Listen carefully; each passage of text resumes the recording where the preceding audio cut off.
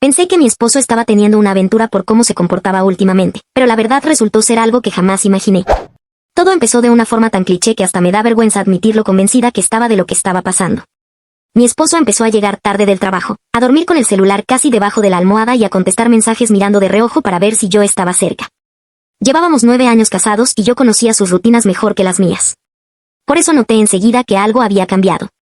No era una impresión vaga ni paranoia. Era una suma de detalles demasiado concretos. Cambió su perfume por uno que yo no le había visto antes, empezó a plancharse camisas un martes cualquiera sin tener reuniones importantes, y dejó de hablarme de cosas pequeñas. Eso fue lo que más me inquietó. Cuando una persona está siendo infiel, o al menos eso pensaba yo, no solo esconde lo grande. También deja de compartir lo insignificante. Yo me llamo Vera, tengo 36 años y hasta hace 3 meses habría jurado que mi matrimonio era estable. No perfecto, porque eso no existe, pero sí sólido. Discutíamos por tonterías, por dinero a veces, por la forma en que cada uno cargaba con el cansancio, pero seguíamos siendo un equipo. O eso creía. Él, Tomás, siempre fue un hombre más bien predecible. No de los aburridos, sino de los confiables. Si decía que salía del trabajo a las 6:20 estaba entrando por la puerta.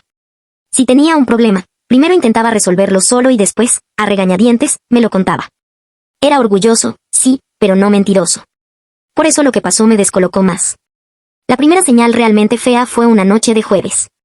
Eran casi las 11:30 y seguía sin llegar. Le escribí. No respondió. Lo llamé 2 veces. Nada. Cuando por fin apareció, traía la corbata en el bolsillo del saco, la cara agotada y un olor extraño, como a hospital o desinfectante. Le pregunté dónde había estado y me dijo tuve que resolver una cosa. Así, sin más. No un problema en la oficina, no se enfermó un compañero, no se me descargó el teléfono. Solo una cosa. Después se metió al baño con el celular en la mano, algo que jamás hacía. Yo sé cómo suena. Suena exactamente a un hombre escondiendo una aventura. Y por más que ahora ya sé la verdad, todavía me cuesta culpar a la mujer que fui en ese momento por haber pensado lo peor. Empecé a hilar escenas. 2 semanas antes había cancelado una cena con unos amigos diciendo que estaba muy cansado, pero esa noche también salió a despejarse y volvió tarde. Un domingo se quedó 1 hora en el auto antes de entrar a casa. Yo lo vi desde la ventana de la cocina. Estaba quieto, con la frente apoyada en el volante. Cuando le pregunté si estaba bien, me respondió con una sonrisa rara, como si hubiera llorado o estuviera a punto de hacerlo. Me dijo que sí, que solo necesitaba 1 minuto. Jamás fue un hombre de llorar. Además empezó a gastar dinero sin avisarme. No cantidades enormes, pero sí lo bastante frecuentes para notarse. Sacaba efectivo. Hacía transferencias pequeñas. Una vez vi un cargo en la tarjeta a una farmacia que no frecuentábamos. Otra vez, una compra de ropa de cama en una tienda del otro lado de la ciudad. No teníamos hijos, no estábamos amoblando nada, y tampoco era de hacer compras improvisadas. Cuando le pregunté, me dijo que eran gastos de una cosa del trabajo. Todo era una cosa. Mis amigas, al enterarse de algunas de esas señales, fueron contundentes. Una me dijo que revisara el celular. Otra, que siguiera la intuición porque la intuición de una mujer casi nunca falla. Otra me contó la historia de su hermana, que había descubierto una infidelidad justamente por los retiros en efectivo. Yo no quería convertirme en esa persona que espía, pero la duda tiene algo corrosivo. Te cambia el carácter. Empecé a observar todo. Si se duchaba apenas llegaba, yo lo anotaba mentalmente. Si sonreía mirando el teléfono, sentía una punzada en el pecho. Si me tocaba menos, lo tomaba como confirmación. Y al mismo tiempo, una parte de mí quería con todas sus fuerzas estar equivocada. La situación explotó una noche de sábado. Habíamos quedado en ver una película en casa. Yo preparé la cena, intenté actuar normal, hasta abrí una botella de vino. Él estaba inquieto desde que se sentó a la mesa. Miraba el teléfono cada 2 minutos. Cuando por fin sonó una llamada, ni siquiera disimuló, se levantó tan rápido que casi tira la silla y atendió en el pasillo, hablando en voz baja. Yo no escuché mucho, solo frases cortadas. Ya voy, tranquila, sí, por favor no salga sola. Cuando volvió, agarró las llaves sin mirarme y dijo que había surgido una urgencia. Yo le pregunté qué urgencia. Él me respondió que después me explicaba. Le dije que no, que ya estaba cansada de que todo fuera después, luego, más tarde. Le pregunté si estaba con otra persona. Así, directo. Nunca había dicho algo así en voz alta. Me temblaba todo el cuerpo. Esperaba negación, indignación, cualquier reacción clara. Pero lo que vi fue peor, una expresión de pánico. Pánico real. Se quedó quieto 2 segundos, como si no supiera qué contestar. Y en ese momento pensé que ya tenía la verdad. Le grité que si había otra mujer tuviera al menos el valor de decirlo. Le dije cosas horribles, muchas de las cuales ahora me pesan. Le dije que prefería una verdad cruel a seguir viviendo como una idiota. Él intentó acercarse y yo me aparté. No porque tuviera miedo de que me hiciera daño, sino porque sentía asco. Asco de tocar a un hombre que, según yo, llevaba semanas mintiéndome en la cara. Entonces dijo una frase que me dejó fría. No es lo que pensás, pero si me voy ahora puede pasar algo muy grave. No me explicó nada más. Se fue. Y ahí fue donde mi cabeza se terminó de romper, porque ya no sonaba solo a infidelidad.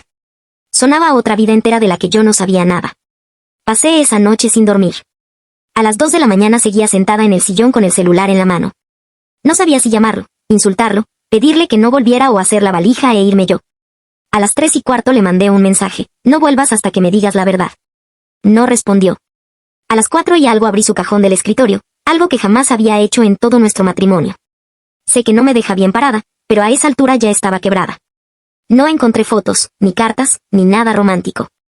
Encontré, en cambio, una carpeta marrón con recibos, fotocopias de documentos, recetas médicas y una libreta pequeña con anotaciones. Había fechas, montos, horarios y direcciones. Casi todas las direcciones estaban en la misma zona de la ciudad, un barrio viejo al que nosotros no íbamos nunca. También había el nombre de una mujer que yo no conocía y, repetido varias veces, el nombre de una chica, Abril. Abril. No era un nombre de compañera de trabajo, ni de clienta, ni de nadie que yo hubiera escuchado antes. Seguí revisando y encontré una copia de un análisis de sangre, después una receta psiquiátrica, después una boleta de una residencia temporal para mujeres. Ahí fue cuando empecé a pensar cualquier cosa. ¿La embarazó? ¿La estaba manteniendo? ¿Tenía una hija? ¿Estaba ayudando a esconder a alguien? Ninguna respuesta era buena. Cuando amaneció, él seguía sin volver. A las 8 de la mañana me escribió: estoy bien. Por favor no hagas nada hasta que hablemos. Vuelvo al mediodía. Ese mensaje me hizo enfurecer más. ¿No hagas nada? ¿Cómo qué? ¿Cómo denunciarlo? ¿Cómo irme? ¿Cómo buscar a esa tal Abril? Me sentí tratada como una niña a la que le piden que no toque algo peligroso. Y, por supuesto, hice exactamente lo que no debía hacer. Metí la carpeta en mi bolso, tomé el auto y me fui a una de las direcciones que figuraban allí. Era un edificio antiguo, de esos divididos en cuartos pequeños, con rejas viejas en las ventanas y pintura descascarada. En la entrada había una mujer fumando. Le pregunté por la persona cuyo nombre figuraba en los papeles. Me miró con una mezcla de desconfianza y cansancio. Me dijo que ahí no vivía nadie con ese nombre, pero antes de entrar agregó: si viene por la chica del tercero, llegó tarde. Anoche se la llevaron de nuevo. Le pregunté qué chica. Me respondió: la hija de Amelia. La flaca. La que siempre se escapa. Sentí un vacío en el estómago. Le pregunté si se llamaba Abril. La mujer asintió y me miró como si supiera que yo era otra víctima más de una historia que no entendía. Me dijo que la madre estaba internada desde hacía tiempo, que la chica se quedaba a veces sola, a veces con vecinas, a veces desaparecía varios días, y que un señor serio iba seguido a ayudarla con comida, remedios y plata para que no terminara en la calle. Le pregunté cómo era ese señor. La descripción era Tomás. No sé explicar lo que sentí en ese instante. No era alivio. Tampoco confirmación. Era una mezcla imposible de humillación, rabia y miedo. Porque si no era una aventura convencional, entonces era algo mucho más enredado. ¿Por qué mi marido se ocupaba de una chica vulnerable y de su madre a escondidas? ¿Qué relación tenía con ellas? ¿Desde cuándo? ¿Y por qué yo no sabía nada? Subí al tercer piso con las piernas temblando. La puerta del departamento estaba abierta y adentro había un caos triste: platos sin lavar, ropa amontonada, una frazada en un colchón finito apoyado en el suelo, una caja de medicamentos, un cuaderno escolar. Y sobre una mesita, una taza con lápices y una foto vieja enmarcada. Agarré la foto. Era Tomás. Más joven, mucho más joven. Tendría unos 18 o 19 años. Estaba al lado de una mujer morocha, sonriente, y en los brazos de esa mujer había un bebé. Yo no podía respirar. Escuché pasos detrás de mí y me di vuelta sobresaltada. Era una señora mayor del departamento de enfrente. Me miró de arriba abajo y preguntó quién era. Le dije que era la esposa de Tomás. El cambio en su cara fue inmediato. Se persignó, como si de golpe todo hubiera adquirido una gravedad incómoda. Me invitó a pasar a su casa. Ahí, en una cocina diminuta, me contó lo que sabía. No sabía mucho, pero sabía lo suficiente para destrozarme. La mujer de la foto se llamaba Amelia. Había sido novia de Tomás cuando ambos eran casi adolescentes. Quedó embarazada. Según la vecina, la familia de él nunca aceptó la relación. Hubo peleas, amenazas, presiones. Amelia desapareció del barrio al poco tiempo.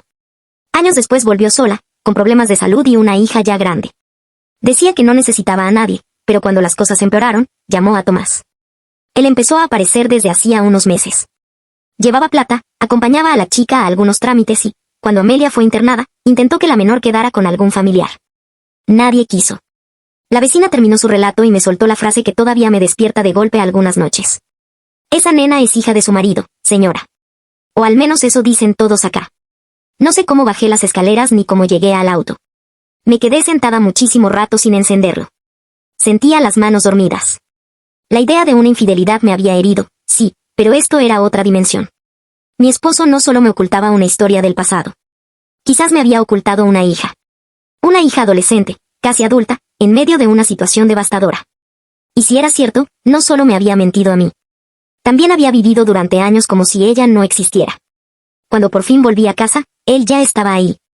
Tenía la misma ropa de la noche anterior, la cara desencajada y los ojos rojos. En cuanto me vio entendió que yo había descubierto algo. No sé si por la carpeta, por mi cara o por una intuición desesperada. Me preguntó dónde había ido. Yo le tiré la foto sobre la mesa. Nunca voy a olvidar el modo en que se derrumbó al verla. No me refiero a que se sentó o agachó la cabeza. Se derrumbó de verdad. Como si le hubieran quitado la fuerza de los huesos. Se apoyó en la mesada y se quedó callado un rato larguísimo. Yo necesitaba gritarle, pero de repente el silencio era más insoportable que cualquier grito. Le pregunté si Abril era su hija. Me dijo, no lo sé con certeza, pero probablemente sí. Probablemente. Eso me enloqueció. Le pregunté cómo se puede vivir 17 años con un probablemente si escondido en algún rincón del cerebro. Entonces empezó a hablar, y la historia que me contó parecía ajena al hombre con el que yo había compartido una década. Cuando tenía 19, salió unos meses con Amelia. Era una relación desordenada, intensa, muy mal vista por su familia porque ella era mayor que él por unos años, trabajaba de noche y tenía fama de conflictiva. Cuando ella quedó embarazada, él quiso hacerse cargo. Su padre lo echó de casa. Su madre le suplicó que no arruinara su vida. Hubo discusiones tan violentas que él terminó cediendo. Amelia, furiosa y herida, desapareció antes de que naciera la bebé. Durante años él pensó que tal vez la nena ni siquiera era suya, porque en la última pelea ella se lo gritó para lastimarlo. Después intentó buscarla, pero su propia familia hizo todo lo posible para cortar el tema. Cambiaron de ciudad. Le consiguieron trabajo con un tío. Lo convencieron de que ya no había nada que hacer. Yo le pregunté por qué nunca me habló de esto. Me dijo que al principio porque le daba vergüenza, después porque le parecía una herida enterrada y, finalmente, porque cuando Amelia reapareció. La situación era tan caótica que no supo cómo empezar a contármelo sin destruir la imagen que yo tenía de él. Me dijo que ella lo había contactado por redes sociales hacía unos meses. Estaba enferma, sin dinero y con una hija que no quería ni oír hablar de él. Le pidió ayuda económica, pero también le dejó claro que no quería que la esposa perfecta se enterara. Esa frase me dolió de una manera absurda. Como si yo fuera un personaje inventado en una historia ajena. Le pregunté si se había hecho una prueba de ADN. Me dijo que Amelia no quería. Le pregunté por qué seguía obedeciendo todo lo que esa mujer decía. Me respondió algo que me dejó muda. Porque cada vez que la veo siento que la dejé sola con todo, aunque la nena no sea mía. Ahí entendí que lo que yo tenía delante no era un adúltero con una doble vida. Era un cobarde cargando una culpa vieja que lo había convertido en alguien irreconocible. Y no sé qué es peor. La discusión duró horas. Le dije que me había humillado, que me convirtió en la caricatura de una esposa engañada sin darme siquiera la oportunidad de acompañarlo o de decidir si quería estar ahí. Él no se defendió mucho. Repetía que quiso contarme varias veces, que cada día que pasaba era más difícil y que después todo empeoró cuando Amelia fue internada por una crisis psiquiátrica y Abril empezó a escaparse, a meterse en problemas, a desaparecer noches enteras. La llamada del sábado, la que detonó nuestra pelea, había sido porque la chica no aparecía desde la tarde. Yo debería haber sentido compasión enseguida. Pero sentí rabia. Muchísima. Porque la tragedia de otras personas no borra el hecho de que me mintió a la cara durante meses. Y además, si Abril era realmente su hija, entonces había una adolescente abandonada por dos personas adultas, una por enfermedad y otra por cobardía. Le pedí que se fuera unos días. No porque quisiera separarme necesariamente, sino porque ya no podía verlo sin pensar en todo lo que no sabía. Se fue a la casa de un amigo. 2 días después, Abril apareció. Y ahí es donde la historia se volvió todavía más complicada. No apareció en el hospital, ni en la comisaría, ni en el edificio de Amelia. Apareció en mi trabajo. Yo salía a almorzar cuando vi a una chica flaquísima, con el pelo atado de cualquier manera y una remera demasiado grande, parada frente a la entrada como si estuviera reuniendo valor. Me preguntó si yo era Vera. Tenía los ojos de Tomás. No iguales, pero lo bastante parecidos como para que me recorriera un escalofrío. Me dijo, creo que usted sabe quién soy. No supe qué responder. Solo asentí. Fuimos a tomar un café a un lugar cercano. Ella no quería nada de beber, solo se sentó y empezó a mover una cucharita entre los dedos. Tenía 17 años, estaba agotada y a la vez tenía una dureza extraña, como de alguien demasiado acostumbrado a desconfiar. Me dijo que sabía que Tomás era probablemente su padre desde hacía años, porque su madre se lo repetía cuando estaba bien y se lo negaba cuando estaba mal. Me dijo que había buscado mi nombre en el celular de él porque sospechó que tarde o temprano yo terminaría enterándome. Le pregunté por qué había ido a verme. Me respondió, porque él quiere arreglar todo, pero no entiende nada. Y tenía razón.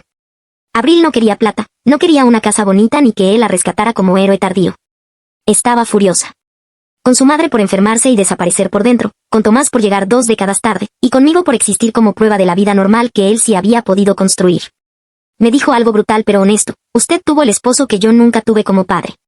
Me dolió, aunque sabía que yo no tenía la culpa directa. También me contó que ella había sido quien le pidió ayuda a Tomás al ver que Amelia ya no podía cuidarla bien. Al principio él cumplió. Iba seguido, conseguía médicos, pagaba cosas, hablaba con trabajadores sociales. Pero cuanto más se involucraba, más intentaba que todo siguiera oculto. Le alquiló una habitación temporal cuando Amelia empeoró, trató de encontrar una residencia, prometió que iba a ordenar todo antes de hablar conmigo. Mientras tanto, Abril seguía viviendo entre bolsos, crisis y promesas. Me dijo que estaba cansada de ser el secreto vergonzoso de alguien. No la culpo. Esa conversación me cambió más que todas mis peleas con Tomás.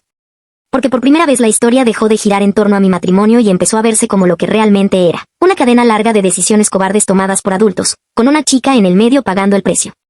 Esa misma noche llamé a Tomás. Le dije que nos viéramos. Fuimos a caminar porque ninguno quería estar encerrado. Le conté que había hablado con Abril. Él se quedó blanco. Creyó que la chica me había pedido plata o me había dicho que era un monstruo. Le dije que no hacía falta exagerar ni defenderse, la realidad ya era suficientemente fea. Por primera vez en semanas, no discutimos como marido y mujer heridos. Hablamos como dos personas frente a algo demasiado grande. Le dije que si realmente quería reparar algo, lo primero era dejar de esconder. Hacerse la prueba de ADN. Buscar asesoramiento legal. Conseguir un lugar estable para la chica, no una solución improvisada cada 3 noches. Dejar de actuar movido solo por culpa. Y aceptar que quizás ya había hecho daño irreparable. Él lloró. Fue raro verlo así. Me dijo que no esperaba perdón, pero que si yo quería irme lo entendería. Yo le respondí que todavía no sabía qué quería hacer con nosotros. Y era verdad. Seguía amándolo, pero el amor no neutraliza una mentira tan grande. Menos una mentira que revela partes del otro que uno nunca imaginó. En las semanas siguientes pasaron muchas cosas. Se hizo la prueba. Positiva. Abril era su hija. Amelia fue derivada a una institución más estable. Hubo reuniones con asistentes sociales, abogados y una tía lejana que de pronto apareció diciendo que quería ayudar pero en realidad parecía más interesada en juzgar que en cuidar. Tomás empezó terapia porque claramente cargaba demasiados años de culpa y evasión. Yo también empecé, porque entre la sospecha de infidelidad, el descubrimiento y todo lo demás, mi cabeza estaba hecha cenizas. Lo que más controversia genera cuando le cuento esto a la gente es lo siguiente. Durante un tiempo, Abril vino a vivir con nosotros. Sí. A nuestra casa. A la misma casa donde yo había llorado pensando que mi esposo tenía otra mujer. Y entiendo perfectamente a quienes creen que fui idiota por aceptarlo. Tal vez lo fui.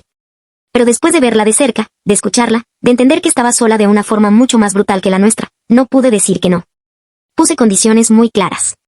No como castigo, sino como límite básico para que todos pudiéramos respirar. Nada de secretos. Nada de decisiones unilaterales. Nada de convertirla en un proyecto de redención para él. Y si en algún momento la convivencia se volvía insostenible, buscaríamos otra opción digna. Los primeros días fueron un desastre. Abril desconfiaba de todo. Tomás quería compensar 17 años en 48 horas. Yo quedaba atrapada entre dos personas heridas que se parecían más de lo que ambos aceptarían. Había silencios espesos, platos sin terminar, puertas cerradas, preguntas sobre reglas domésticas que sonaban absurdas cuando una piensa que esa chica no tenía casi nada estable desde hacía meses. Una noche la escuché llorar en el baño y fingí no oírla porque no sabía cuál era mi lugar. Otra noche fui yo la que lloró, en la cocina, sintiendo que mi vida se había convertido en algo irreconocible sin que nadie me hubiera dado tiempo de procesarlo. Y sin embargo, entre todo eso, empezaron a ocurrir escenas mínimas que me desarmaron. Abril se reía como Tomás cuando algo le parecía ridículo. Tenía la costumbre de fruncir la nariz antes de enojarse, exactamente igual que él. A él le costaba mirarla de frente cuando se sentía culpable, a ella, cuando estaba a punto de pedir algo que necesitaba. Eran dos extraños unidos por años perdidos. Ver eso era doloroso y hermoso a la vez. No voy a romantizarlo. Mi matrimonio no salió ileso. Hubo noches en que pensé seriamente en irme. Hubo gente que me dijo que una cosa era ayudar a la chica y otra muy distinta quedarme con un hombre que me había ocultado algo así. Y lo entiendo. De hecho, sigo sin creer que exista una respuesta correcta universal. Hay días en que yo misma me pregunto por qué sigo acá. La respuesta menos noble, pero más honesta, es que cuando se cayó la versión simple de la historia también se cayó la versión simple de mi decisión. Si me hubiera engañado con una compañera de oficina durante meses, quizá habría sabido exactamente qué hacer. Pero esto no era deseo, ni mentira por placer, ni doble vida glamorosa. Era un pasado podrido volviendo a cobrar factura. Y eso no lo vuelve aceptable, pero sí más difícil de juzgar en blanco y negro. Hoy, 3 meses después de la noche en que pensé que mi esposo tenía una aventura, seguimos en una especie de equilibrio raro. Abril está terminando el colegio en modalidad semipresencial. A veces me trata con confianza, a veces con frialdad, y no la presiono. Tomás está intentando construir algo con ella, aunque ambos saben que no existe forma de recuperar 17 años. Amelia sigue internada, con momentos de claridad y otros no tanto.